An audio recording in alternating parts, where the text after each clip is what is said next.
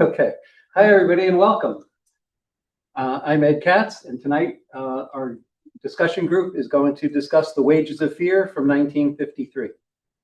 And we don't have a huge group tonight, but we've got a handful of people on Zoom, and what we got? Like eight people here. Okay, 8 people here. Okay, great. All right, a little intimate discussion.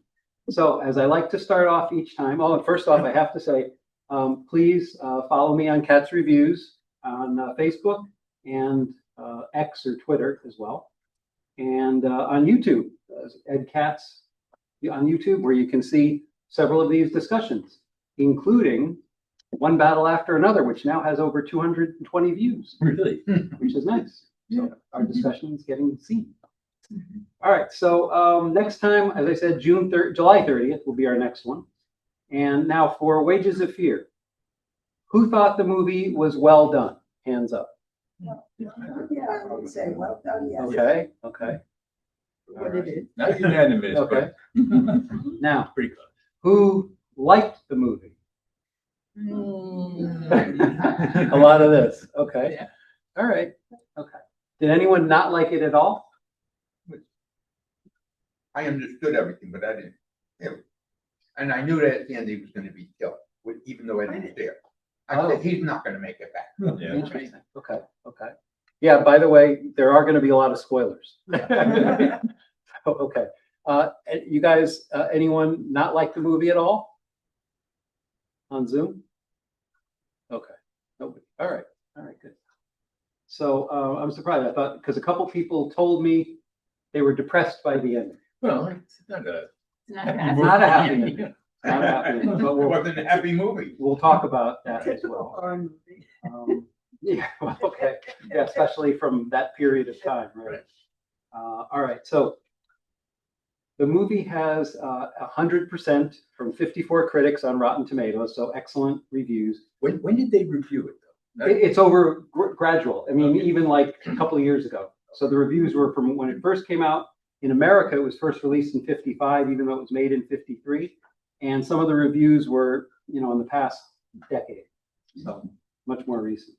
94% from the audience, which to me, for a movie that is kind of a downer, that's very, very high. I'm kind of shocked it was that high. It is ranked number 136 on IMDb's, which is the Internet Movie Database, top 250 films. It's right in the middle of their top 250 films of all time, which is huge. What we saw was the full version. There was when it first opened in America, it was about 50 minutes short because the American censors censored it. 15 or 50? 50. Oh, no. Yeah, because what we saw was it was over 2.5 hours. They didn't like it to watch the floor. Well, you want to guess why the American censors in 1954, 55 Too censored? low cut for them. No, she goes upstairs also. Oh, yeah. Yeah. You're right. All right, so the scene with, what was her name, Linda, right? Yeah. So with Linda, she was a little, for morals, maybe. They had great guesses, but not accurate. Oh, really? She was religious, so. Right, yeah, Yeah. but more political of nature. They felt the movie was anti-American. Oh, well. All right, so think about that. It was the oil company, was from America, yeah. Yep, exactly. All right, I'll come back to that, but I just wanted to put that out there, and we'll talk about it in a little bit. All right, so What could they cut out and not have, and cut out the oil company? good question. I know how they did that. I'm real curious. I don't know what the edited version looked like. I just know what we saw, which was the correct full version. Well, we'll talk about that too. That's another. Yeah. All right. So William Friedkin, you familiar with him? Yeah. Made The Exorcist and several other movies. He remade this film in 1977, a movie called Sorcerer with Roy Scheider, who was in Jaws. And he described it not as a remake of Clouzot's film, but an adaptation of the original novel. The remake was a commercial and critical failure, and Friedkin has said it's the biggest regret of his career. He later called this film one of the greatest films ever made. Interesting. Why would he want to try to remake one of the greatest films ever made? That's another question, but he regretted it.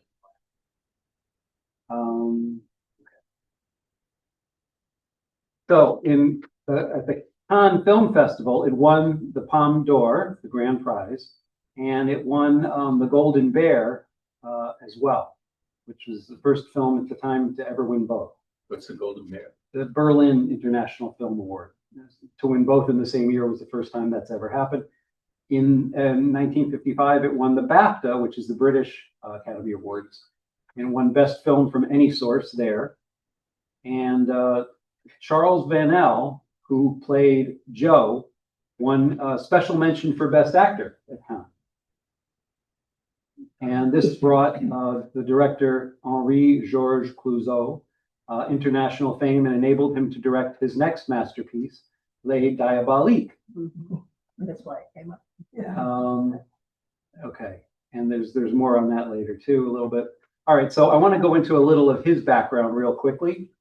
He was born in New York, France. I'm not sure I'm pronouncing it right, probably not. From 1907, passed away in Paris in 1977. He's been called the French Hitchcock, though the comparison sells both men short, which is interesting. If Hitchcock was the master of suspense, Clouzot was the master of cruelty, a filmmaker whose cynical, misanthropic worldview seeped into every frame. His films are driven by greed, jealousy, betrayal, moral corruption, and human weakness under extreme pressure. All that kind of fits in this, right? He dreamed of becoming a writer and moved to Paris as a young man. He originally worked in French language films, versions of German films. He was fired for his friendship with Jewish producers. He returned to France where he contracted tuberculosis and spent years bedridden in sanatoriums. It was during this forced convalescence that he honed his dark vision of the world. When he recovered, he found work as a screenwriter in Nazi-occupied France at the German-owned Continental Films. He directed Le Corbeau, The Raven, a poison pen letter thriller set in a French town consumed by suspicion and paranoia. The film was banned by both the Nazis and the Free French. The Nazis saw it as anti-German, and the French resistance saw it as anti-French. So he was accused of collaboration and banned from filmmaking for 2 years after the war. All right, so he rehabilitated his image with a film noir police procedural that won Best Director at the Venice Film Festival in 1947, High des Orfèvres. Not sure I got that one. In 1949, he made Manon, a post-war update of the Prévost novel, relocating the story to the black market underworld of post-liberation France. And then 53 was The Wages of Fear, again, the only film to, at that point, ever achieve the Palme d'Or and the Golden Bear.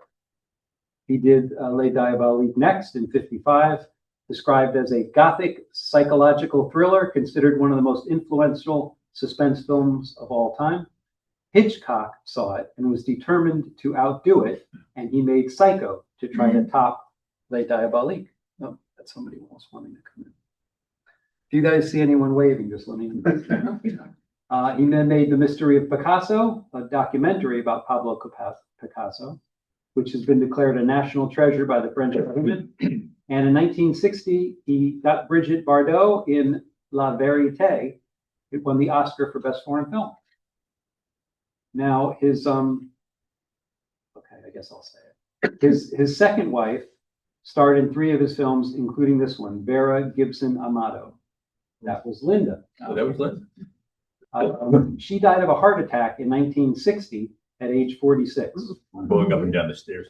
And his career suffered afterward due to depression and declining health. The French New Wave critics Truffaut, Godard, and others dismissed him as old-fashioned, a relic of, quote, quality French cinema. He made only a few more films before he died in 77. He's now recognized as one of the greatest French filmmakers. He influenced Hitchcock, obviously William Friedkin, and countless thriller directors, and it's undeniable his impact. His films remain bracingly cynical, ruthlessly suspenseful, and disturbingly relevant. I would also say he influenced Ridley Scott's Alien movie. You guys see Alien? Yes. Do you remember the political view of Alien? No. Okay, so the key in Alien was the crew has a mandate. The computer tells them they have to go and get this alien, even at the risk to themselves. And that's because the corporation wanted the profits and was putting the profits over the people. Same as this movie, right? That was explicit in that movie? What? It was explicit in that movie? Oh, very clear. Very, very clear. Yeah. In fact, the Sigourney Weaver character is furious when she realizes it towards the end of the movie after almost everyone else has been killed. And she's yelling at the robot about it, have a discussion. That's also a classic film, Alien from 77, which we did, about a year or so ago, we discussed that. All right, so anyone have any comments yet at this point? Anyone want to say anything yet? Okay, you guys, all right, I'll continue. One of the most remarkable aspects of this film is Clouseau's use of sound. While most thrillers of the era relied on bombastic orchestral scores to heighten the tension, he understood that silence, or the rhythmic beats of nature, creates far more unbearable suspense. I noticed it particularly in the sounds the trucks were making as they're going through their tribulations. Composer Georges Auric provided a score, but it appears only in the film's opening and closing sequences. During the entire 2-hour truck journey, the heart of the film, there's no music whatsoever. What we hear instead is the rumble of the truck engines, the creak of wooden planks, the drip of nitroglycerin, the crack of boulders, and the rasp of human breath. What critics said, one said, silence, or the rhythmic beats of nature, heightens tension far more than an artificial musical accompaniment. Clouseau knew this in the early 50s, and most filmmakers still haven't figured it out. A user on Letterboxd said, this film is chock full of riveting sequences, but it's also filled with clear-eyed commentary on capitalism, masculinity, and death. And James Berardinelli said, Clouseau strings together situations of vividly, almost sadistically imagined danger. The result is tension-fraught stretches of pure cinema. All right. And you guys voted on this, but I have to thank Ruth, who suggested it to me a while back. And I was like, yeah, that'd be a real good one.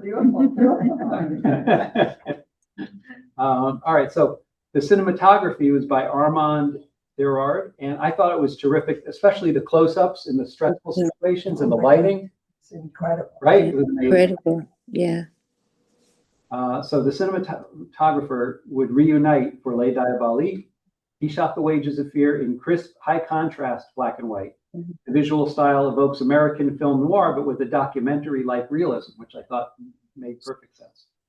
The first half of the film, and again, we'll talk about the pacing in a minute, set in the squalid oil town of La Piedra, is dusty, sun-baked, and oppressive. The camera lazily pans across men lounging in bars, playing cards, swatting flies. The heat is palpable. The second half, the truck journey, is shot with relentless, almost clinical precision, long takes, tight close-ups. The camera never cuts away from danger. Yeah, that was great. I want to mention something else, and I didn't even see the critics say this. Do you guys remember what the very first shot of the movie was? Yes, I do. Go ahead.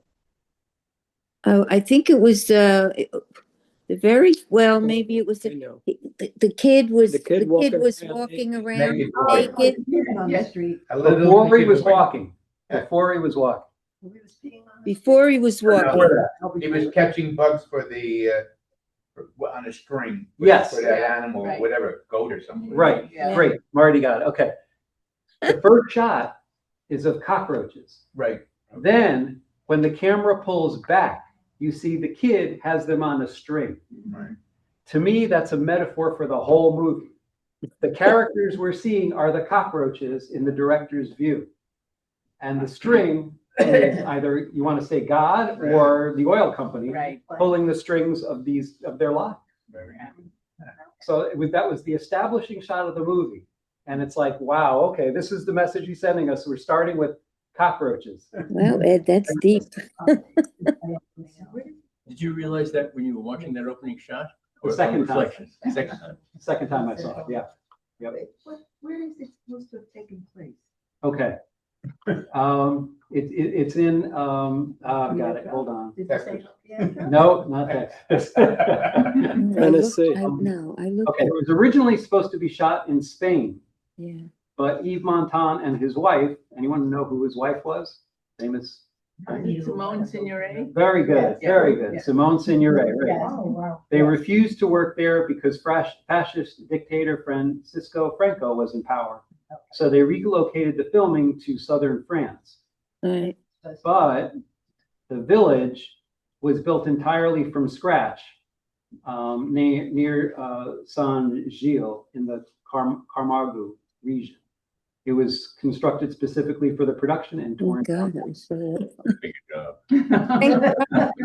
But where was it supposed to? Yeah, I remember it. I'm trying to remember. I think it was. They were talking West Africa. I Yeah, remember West Africa. the sign. There was a sign that was it Caracas was like 95 kilometers away or something like that. So I was thinking Venezuela. But okay, but yeah, you know, some South America or something like that. Very hot area, obviously. One critic noted, Clouseau's camera captures images that compose a picture of a timeless community devoid of hope and optimism, where the heat is oppressive and the locals are exploited by the oil company. The dangerous task of transporting the nitroglycerin represents a way out, either by succeeding in getting the money or by dying.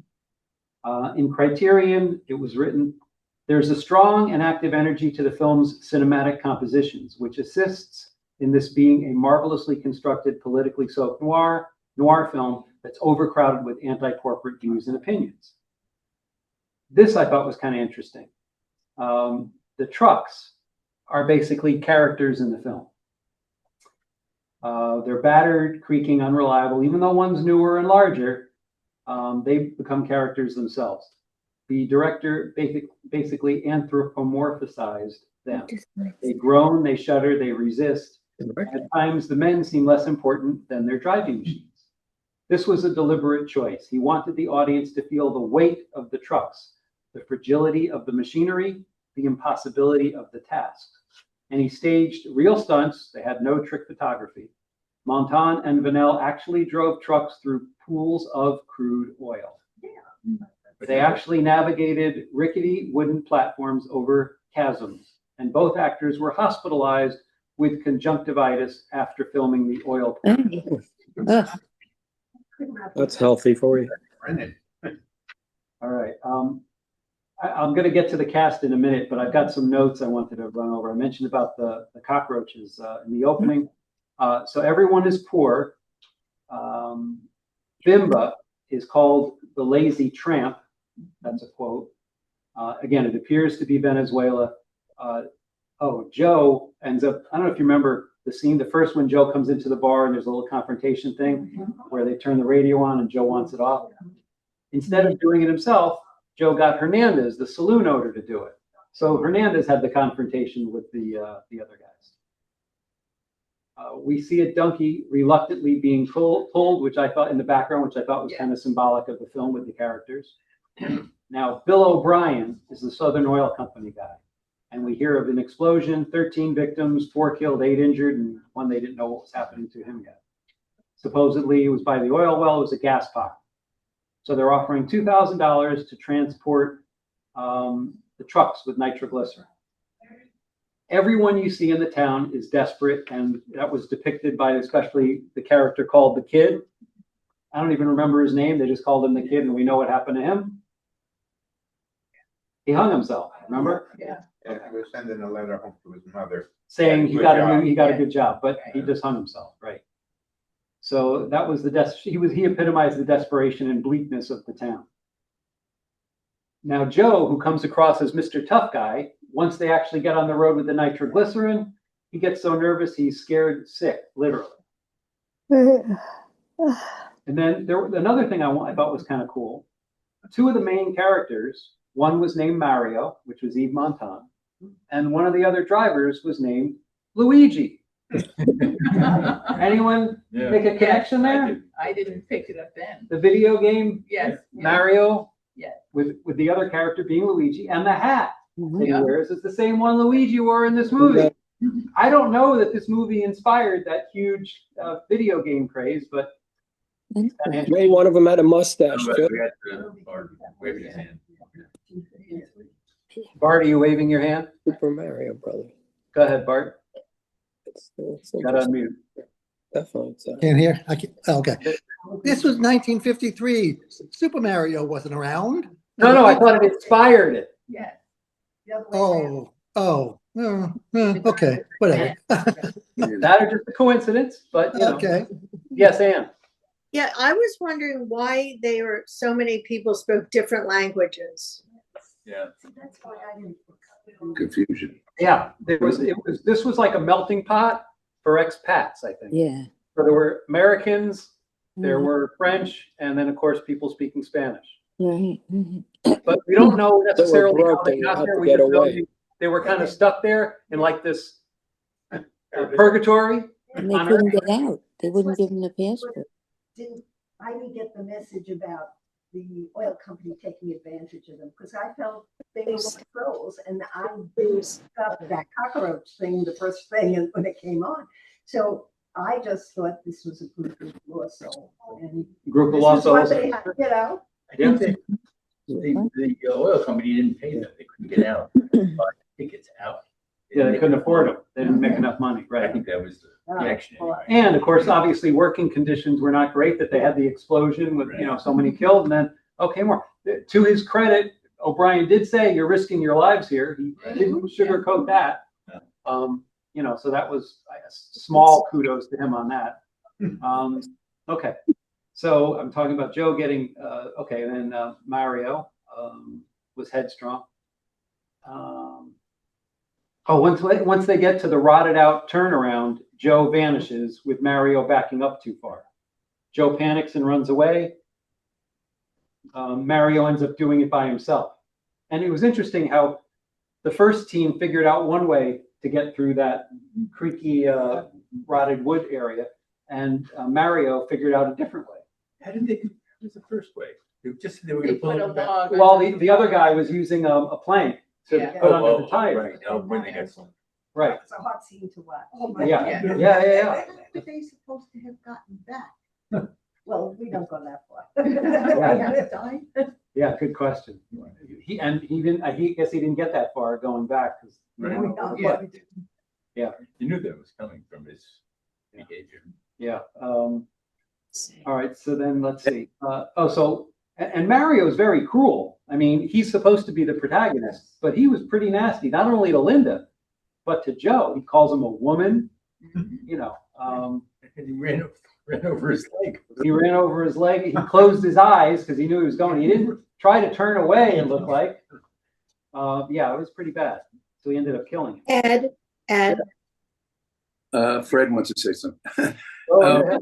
In addition to the cockroach story you told earlier, I think that near the end, when this guy's dying in his lap, he talks about a dream of a garden with a fence around it in Paris. And right just before he dies, the guy asks him, "What's behind that fence?" And he says, "Nothing." And I think that's what this movie has a lot to say about nihilism and nothingness. These people, it felt worthless, and they didn't look. A lot of them didn't look at life as a positive factor. And I think that metaphor or whatever it was very important at the end there about that garden. Absolutely. Nothing behind it. You're about 2 sentences ahead of me in my notes because that's what I have. Joe dies and reminisces about the fence. What was behind it? Mario tells him nothing, and his last word is nothing. And he dies. So yep.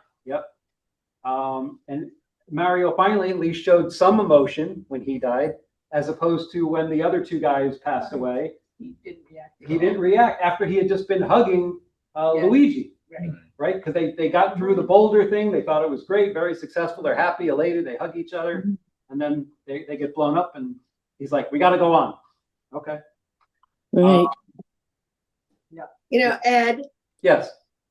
that really struck me as another theme. It's like, they weren't really partners in this. It was all, everybody for themselves, really. Well, that's what I thought. And at first they were like that, which is kind of weird because they didn't need to be, because they had to all get through. And it's not like one guy gets the money and the other doesn't. Whoever first gets it They would all get it.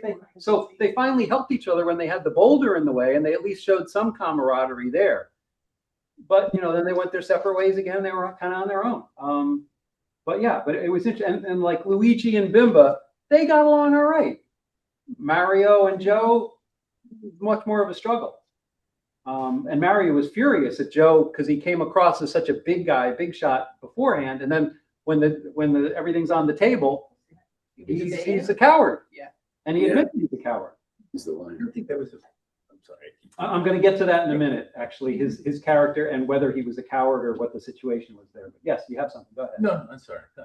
All right. You come back if you want to. So at the end, after the delivery, Mario walks towards the flame and collapses in exhaustion. To me, that was like the moth being drawn to the flame. That's what it showed me. Like he's going to die. He's just drawn to the flame. Why is he going there? Everyone's running away. He's like delirious. He's exhausted. He just got through the delivery and he collapses, but going towards the flame, which I thought was symbolic. And then, of course, returning back, he's euphoric. He's driving recklessly, crashes and dies. The end. Okay. Couldn't get much darker than that. Yes. Before that. Yeah. The man who was shaving himself, I found that. Bimba. Yeah. Found that scene so interesting that here he is, and he talked about his father. Yes. Right. Yeah. And also, when they talked, Luigi was asking about the pressure of what they were doing, and he was like, "I worked in the salt mines under the Nazis. This isn't worse." So, but that was interesting too. Okay, so Yves Montand died in 1991 at age 70. He's often considered the quintessential Frenchman: worldly, charming, politically engaged, effortlessly charismatic. But he was actually born in Italy. Yes. I don't consider him a great actor at all, and I don't think he did a great job in this movie. He always plays the same person. Oh, really? Suave, debonair person. Yeah. Well, he was kind of a badass here, though. I mean, he was a bad guy. He was so sad. He was just fine, He was a sexual figure, and he was what? Macho, right? Yes. He was macho, and that's why he chastised Joe for not living up to that ideal. I think he was just a ladies' man. He just slept with everybody who came along. Right. I don't think he really acted well. Okay. Yeah, I think even when he was angry at Joe, it didn't seem, I don't know, it didn't seem realistic. Wasn't convinced that he was so angry. It just felt like he was acting angry. As opposed to Okay. Well, remember, he didn't win an award. The guy who played Joe did. Right. Yes. So that's interesting. Okay. Yes. So But he's really known as a singer. Yves Montand. Yeah, I Really? mean, he was a wonderful singer. Yeah. Oh. Well, okay. How he became Yves Montand, his Italian mother would yell at him from the window, "Ivo monta," which means "come upstairs, Ivo," in Tuscan dialect. The neighborhood kids started calling him Montand, and when he became a performer, he Frenchified his first name. Wow. So at 18, he was singing in Marseille music halls and working with Dorman. He had a beautiful voice, natural stage presence, and movie star looks. In 1944, he was discovered by the great chanteuse Edith Piaf, and she was her protege and her lover. Absolutely, I'm sure she did. He brought him to Paris, put him in her act, and launched his career. So before this movie, he was known primarily as a singer and music hall performer. But he had appeared in a few films, including Étoile sans lumière in 1946 with Piaf, but nothing suggested his serious acting range. But The Wages of Fear did change that. He got cast as Mario, which required physicality, subtlety, I don't know about subtlety, exhaustion, and fear. And he delivered. Critics and audiences were stunned. Overnight, he became a viable, dramatic leading man. He plays Mario as a burnt-out charmer. That's fair. Charismatic but hollow. Cynical but capable of tenderness. Rarely. His transformation during the truck journey from cocky playboy to sweat-soaked survivor is the emotional spine of the film. His physicality is extraordinary. Every bead of sweat, every clenched jaw, every nervous glance communicates his mounting fear. So he married Simone Signoret in 1951. They became one of France's most glamorous and politically active couples. They were both committed leftists, attended communist festivals, and supported anti-fascist causes.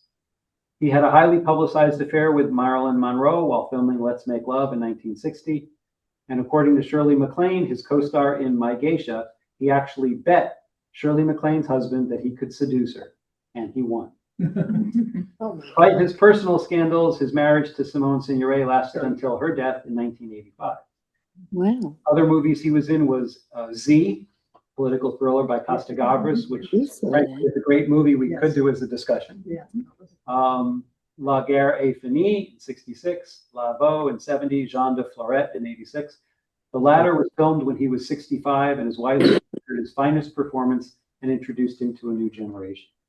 In 1982, he became the first popular singer to perform solo at the Metropolitan Opera House in New York. Historic achievement there.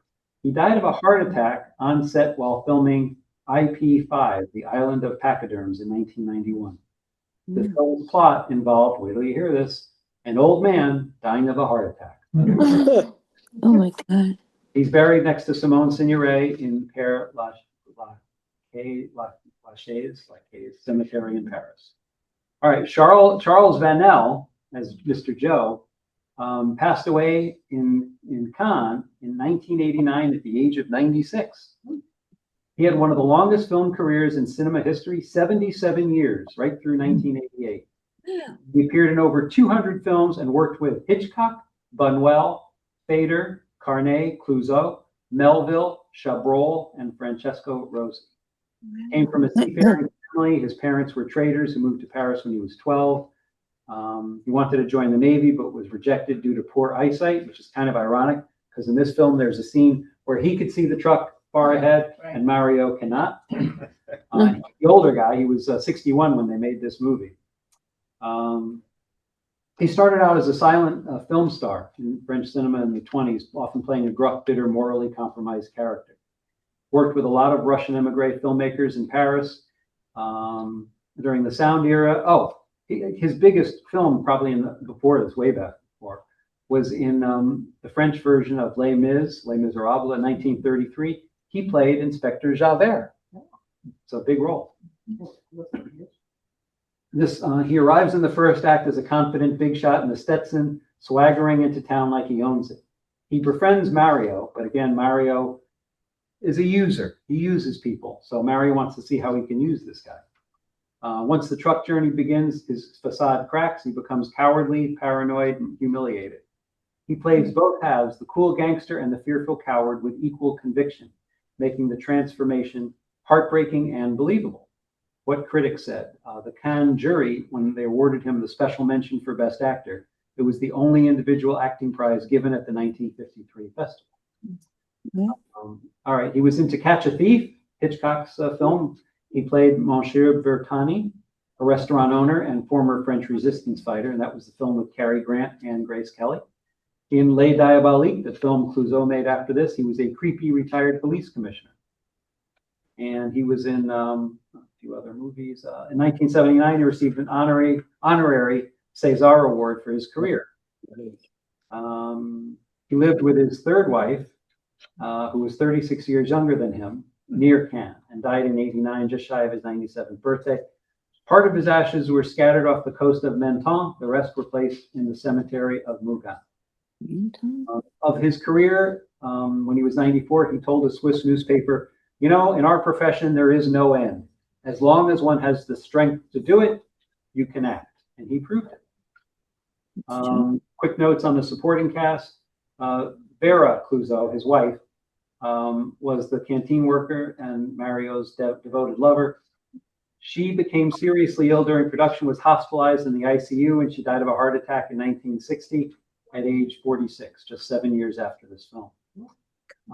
Falco Lulli played Luigi. He's an Italian actor who plays Mario's roommate, a good-hearted cook who learns he's suffering from a pulmonary embolism. He gives Luigi warmth and decency in a film otherwise devoid of both. So because he knew he was terminal, he had nothing to lose by trying to do this run. Get 2,000 or die. Well, he's going to die pretty soon anyway, so it made sense for him to try.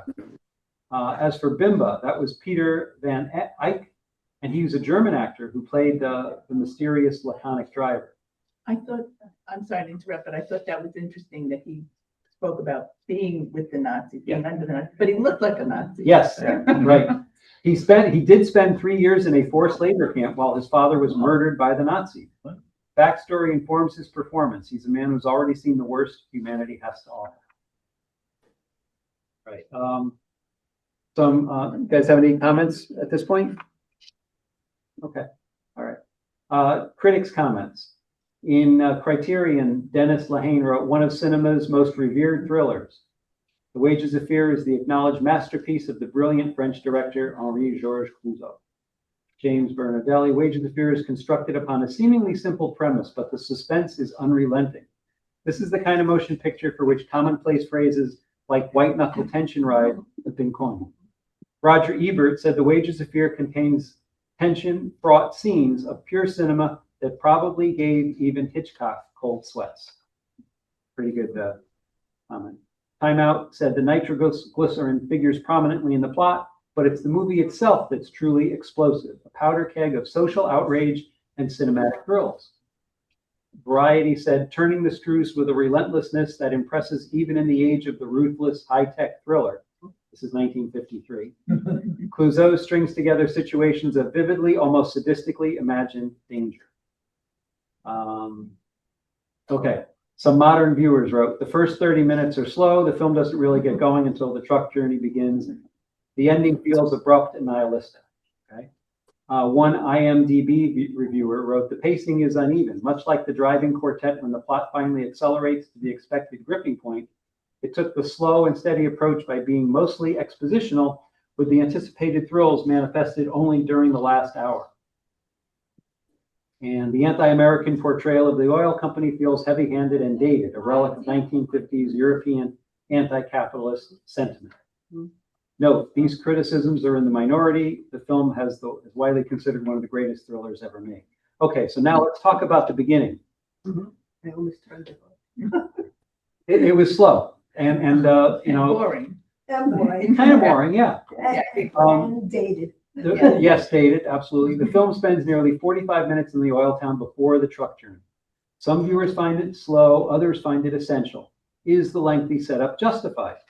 So the slow build is kind of essential. It's not a flaw, but he's doing two things at once, the director. He's establishing why these men would accept a suicide mission. And we need to see the dead-end despair of the town they're in, the heat, the boredom, the exploitation. These men are not brave, they're desperate. Second, establishing character relationships, the bond between Mario and Joe, the resentment between Mario and Linda. These dynamics pay off during the truck journey when the men turn on each other. Without the initial setup, the second half would be empty spectacle. The film earns its suspense by making us care about, or at least understand, the people in danger. Okay, I don't 100% agree with it. I think it could have been trimmed a bit, but it is important to establish the characters and the relationships and the desperation. I get that. Yeah, but I don't know they needed 45 minutes to do if it. you lose your audience before you get there, Right, it's not yeah, very good. Yeah, I agree. Yeah. So now, was Joe a coward or just being human? Because he starts out as a tough gangster, but crumbles into a coward during the journey. Mario loses all respect for him. Is he simply weak, or is his fear the most honest response to the situation?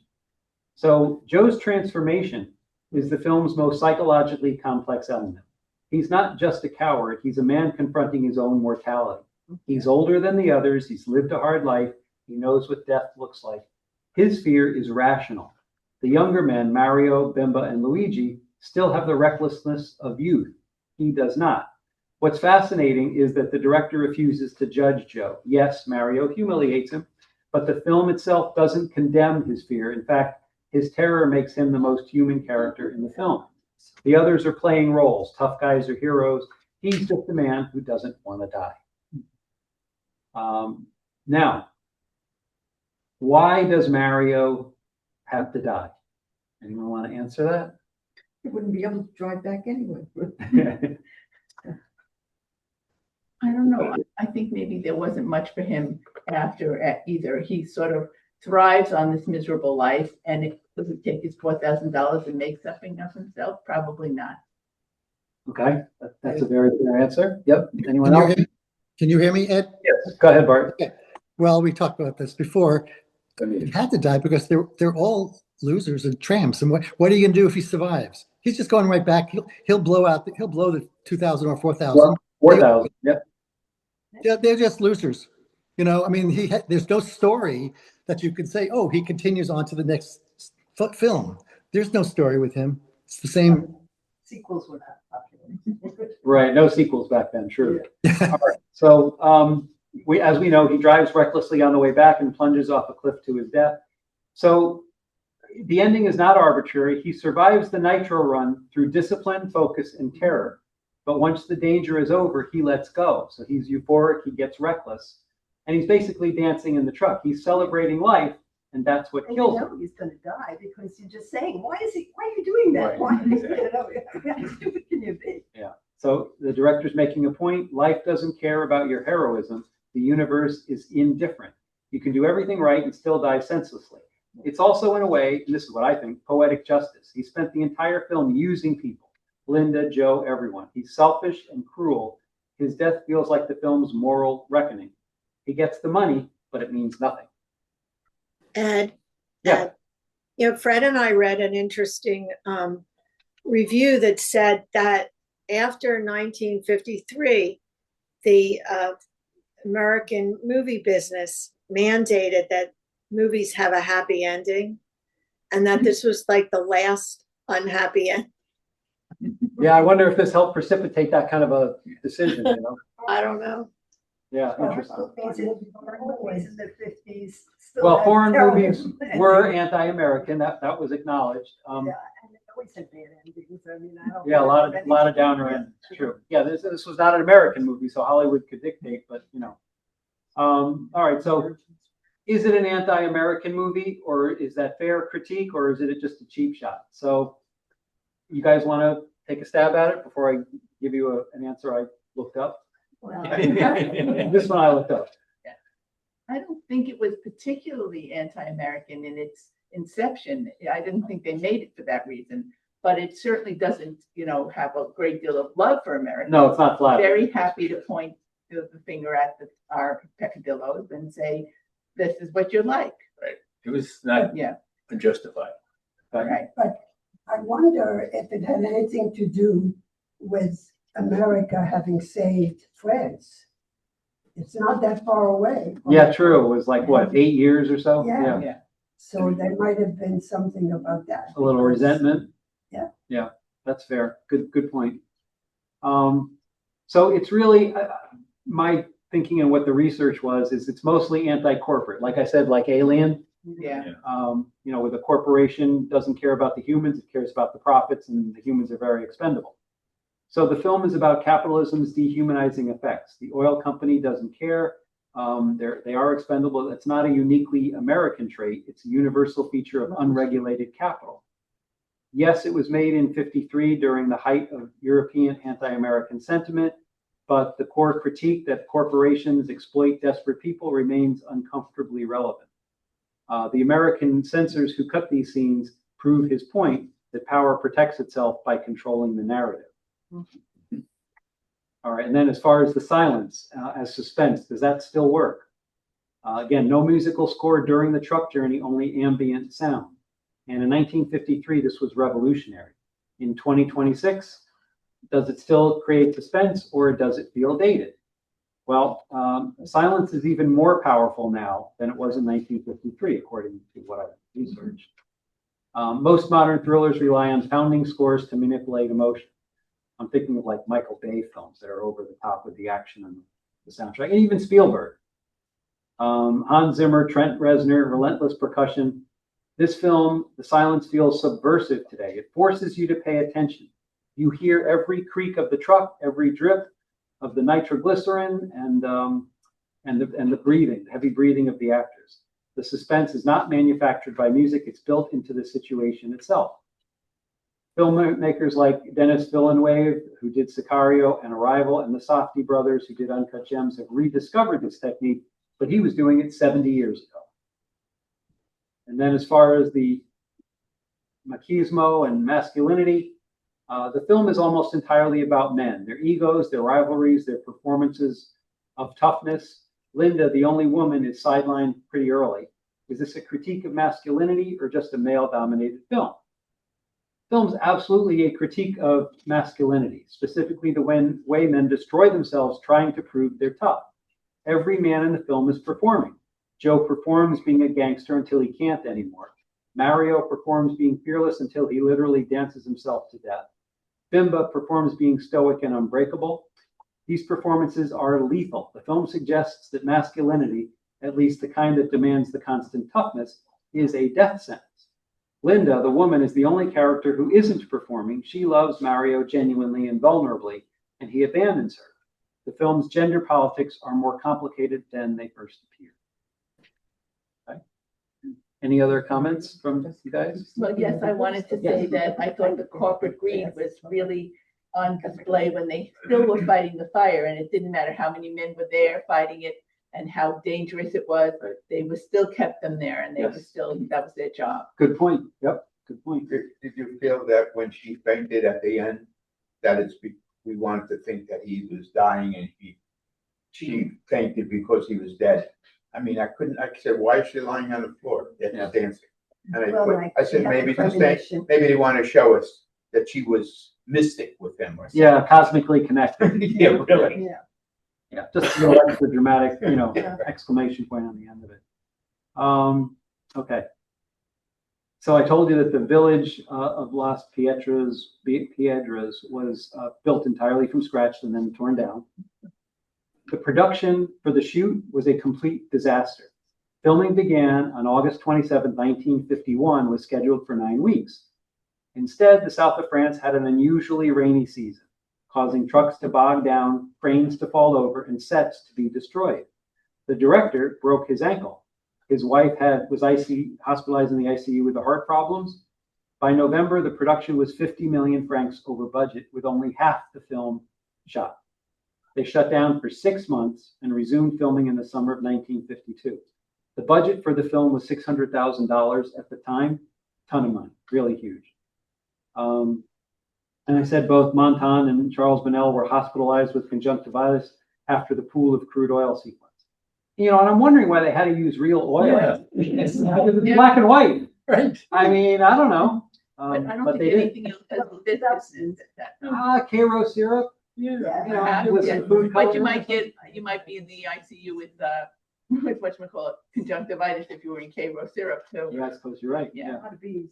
All right. So, okay. So now, of course, the nitroglycerin was fake, but the trucks were real, the stunts were real, and the danger was real. The rickety wooden platform was actually built over a real ravine, and the boulder in the road was moved by actors. Wow. To get it out of the way. Why did they build the rickety bridge over a ravine? I don't know what to tell you. That's what they did. Jean Gabin, one of France's biggest stars at the time, was originally offered the role of Joe, but declined, believing such a cowardly character would damage his career. He later admitted this was a huge mistake. So now, as far as the editing by the U.S. censors, 50 minutes were removed, mostly scenes depicting the American oil companies' exploitation of workers. The censors deemed the content anti-American. Well, what we saw is considered the definitive cut. Okay, Les Diaboliques, which was Clouseau's next film after this, was so suspenseful. As I said, Hitchcock made Psycho to try to top it. This film was colorized in 1996 with the approval of Clouseau's daughter and broadcast on French television. The colorized version has since been largely forgotten because people believe the black and white original is considered definitive. When we signed on to Netflix, there was another one with the same title. Was that Oh, that's the cult. Oh. I don't know if it was, did you see what year it was? It was in the 90s. Yeah, it might have been then. Yeah, that could have been. That might have been it. Yeah, because when I saw another one come up, I figured if it wasn't a remake, it just was another film with the same title. I saw it was in color, but I didn't look at it further. But now you're saying that, I think that was probably it. It was the colorized version, which is kind of interesting. And in 2019, Rotten Tomatoes ranked this as the 30th greatest thriller of all time. French Netflix made a remake in 2024, directed by Julien Leclerc and starring Frank Gastambide. It credits both the original novel and the original film as source material, but reviews were mixed for that one. All right. Do you think the film's critique of capitalism and corporate greed still feels relevant today, or was it dated? What else is new, right? Yeah. Okay. So what stayed with you the most after watching it? The ending. The ending? To me, when he drove over his buddy's leg. Yeah. That was the most memorable scene. Right. Yeah, and he was yelling at him. Yeah. Now you can rest. Hey, Ed, Yes. could you say something about censorship? I didn't realize that American films are censored. So what was that all about? They were censored. This was censored for political reasons because it was deemed anti-American. So they cut some of the, like 50 minutes of the film. When did that? Is Before it was that released in America. is that because the Korean War was on, or is that? I don't understand how Americans. It was the Cold War at that time. So, mid-50s. So, okay. 55, it was released in America. It was released in Europe in 53, but in America it was 55. Okay. That was also McCarthy era. Yeah, exactly. That's what I'm saying. Yeah. Yeah, so it was all McCarthy, but I would think everything was being censored. Everything was being watched, so it made sense. But I was, as you started talking about, does this ring a bell? Well, how about Landman? Right? Aren't we seeing the same thing now with the oil companies? Oh, okay. I didn't see Landman. Oh, okay. Yeah. Worth watching. You should. Worth watching. All right. Which one? Landman. Okay. What's that on Paramount or something? What is it on? Yes, I think it is Paramount. Oh, It's 2 seasons or 3 seasons. Okay. I Yeah, think I just watched Legends, UK, based on a true story, 1990, of these undercover customs agents infiltrating the drug gangs in London, which was terrific. 6 episodes, and it's even funny. Oh. That's what I love about it. So, yeah, starring Steve Coogan, highly recommend. All right, so that's all I've got. Thank you very much, and Thank you. see you in July, I hope. Good to see you in. That was good. Thank you. Very Thank good. you.